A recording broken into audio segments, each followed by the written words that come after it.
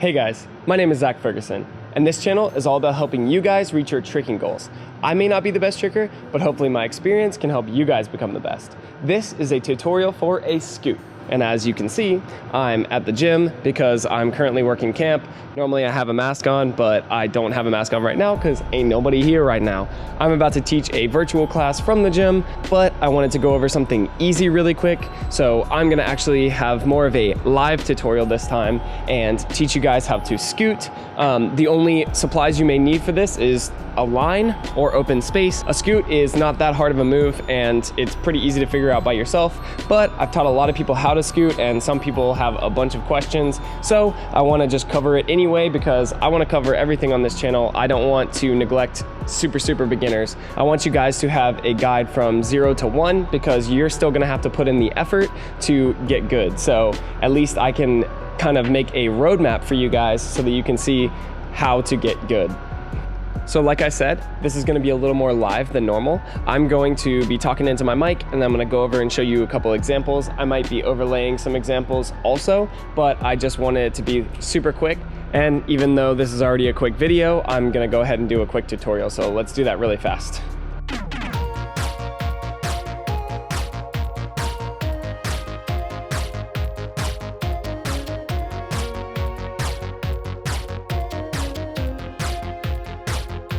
Okay, so like I was saying, if you have a line, this can help you a lot, but you do not need the line to be successful at this. I'm gonna teach this on the line, so just envision one if you don't have one, but if you don't have one, just make sure that you keep your momentum kind of going in a linear fashion forward and you're gonna be all good. So go ahead and stand on your line with your body kind of even on it. And then what you're gonna wanna do is step to the side. So it doesn't really matter how far apart your legs are, just kind of stand normally. Then you're going to drop down onto one knee. So for me, I twist to my left, so that's gonna be my left knee. So I'm gonna go ahead and go on my left knee on my line. Then I'm going to kind of rock forward and put this leg out to the side. So I kind of am in a sideways lunge, but my momentum is still going forward.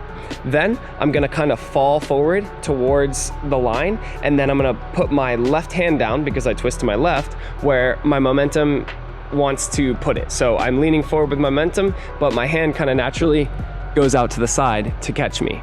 All right, so now from here, what we're gonna do is we're gonna step out onto the line. So I'm gonna show you a couple examples really quick. Actually, I'll just keep doing it and holding this and see if I can do that. So what you're gonna do is you're going to step along the line like this with your bottom foot. If you've done parkour, it kind of feels like a step vault. And then, let me back up so you can see.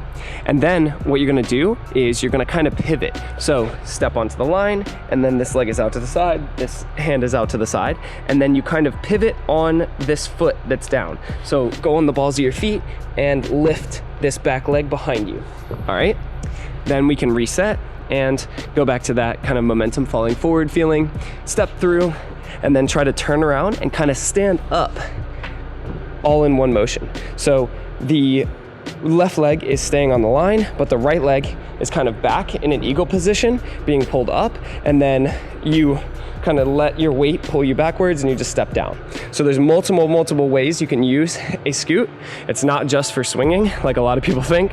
This is for pops, vanish, swings. Any trick can really be used for any other trick, but you just see a lot of people use scoot for swings, so a lot of people assume that's the only use for it. But again, any trick can be used kind of any way. There are just more common ways than others. So once we get that down, we're gonna be practicing that over and over again. Step, turn, stand up. Really use your back muscles on this and try to get your chest upright. Pull this leg up, but you don't have to be crazy about it. And also, this is pretty hard to do for beginners. So just be aware that like I teach this a good bit, so I'm used to this motion, but if it takes you a bit, don't worry about it. Once you have that, we're gonna try and speed it up a little bit. This is where some people kind of get mixed up and they'll kind of step through and then jump off of that left foot. And that is not what we wanna do. The only thing we are pushing off of is with our right foot. So it's kind of as if I'm starting a race. That's kind of how I explain it to some people, is like, if I'm starting a race, I'm just gonna step and run forward like this, okay? So it feels like that when I'm taking off. I am going that way with my effort, and I'm pushing off of this leg like this. So I'm pushing and standing up and stepping, but I'm also using my hand as a pivoting point and doing a 180. I'm going to then start trying to jump off of this foot as my other foot comes through. If you don't turn all the way first, that's okay. Just make sure that you're always landing with this leg up. Even if you're trying to do a different variation, like a pop or a vanish or something, you're gonna want to make sure that this right leg stays back. Again, obviously, if you twist on the other side, it's the other side. Then you can try to turn all the way around. Try to make sure that your left hand is turned sideways or even slightly backwards. If it's forward, it's gonna be really hard on your wrist and you're probably gonna hurt yourself. So I like to put mine sideways. Then I'm doing my jump and I'm trying to turn around. The easiest way to turn around is to literally just turn and look the other direction as you scoot. So you jump off forward, turn around, try to keep this back leg up for as long as possible, look the other direction, and let's move on. Now it's just a matter of practice, so I'm gonna practice it a few times.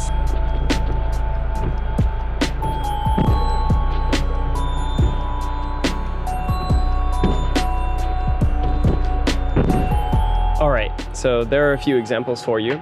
Now, since I don't wanna make this overly complicated and I don't really feel like there's that many methods to go over with this, I think this is enough for you guys.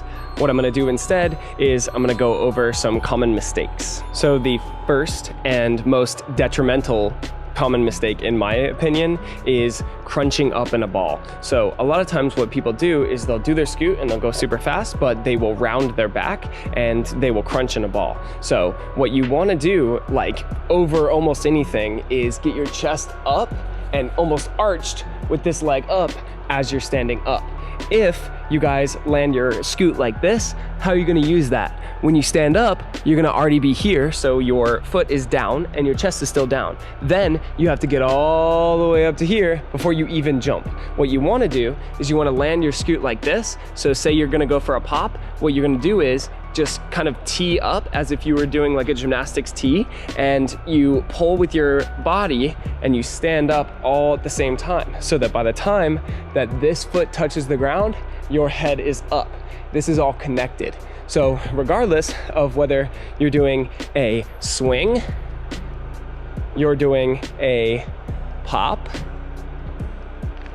or whether you are doing a vanish, it's all gonna be head coming up at the same time. So I will show you all three of those with that now.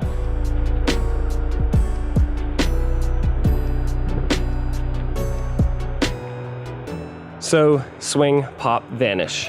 I'll just show a couple examples of a curled up scoot and the difference between them.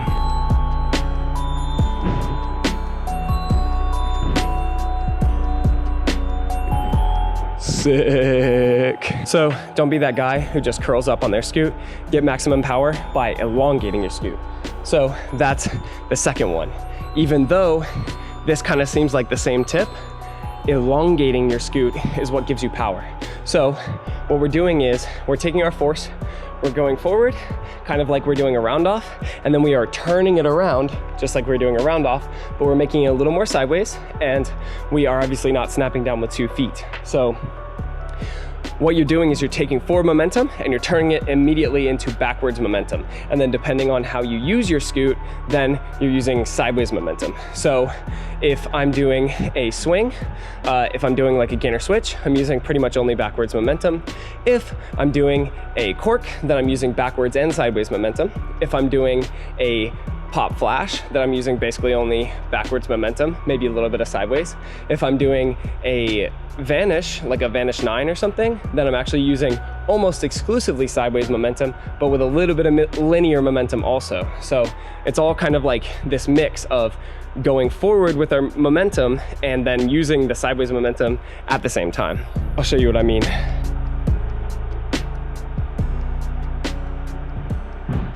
So even though on both of those examples, I got my right leg back and my chest up, because I didn't go out really far when I first reach and jump, then I didn't have a lot of power even though I have my head up. So if I use that, then I'd probably rotate back the other direction or in place if I tried to do something like a backflip or something.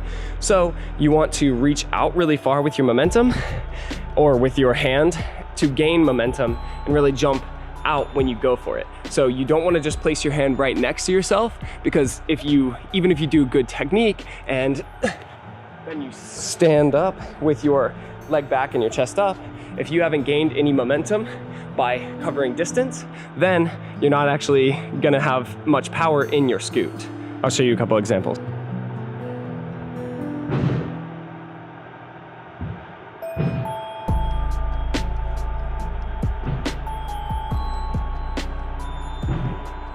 And since it's 5:08 and I have to teach at 5:15, let's finish this up with the third most common mistake in my opinion. And the third most common mistake in my opinion is when people think that a scoot only starts one way.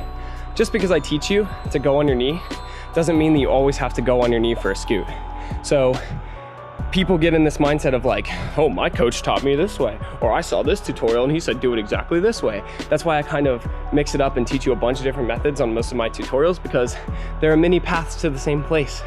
People learn differently, and you don't always have to do tricks same as other people. Sorry, I'm out of breath. So I'll show you what I mean. You can do a knee down scoot. You can go backwards into a scoot, so it's almost like a master scoot, and you can do it kind of from standing. There's tons of other ways you can do a scoot, I'm sure, but those are the three I'm gonna show you right now.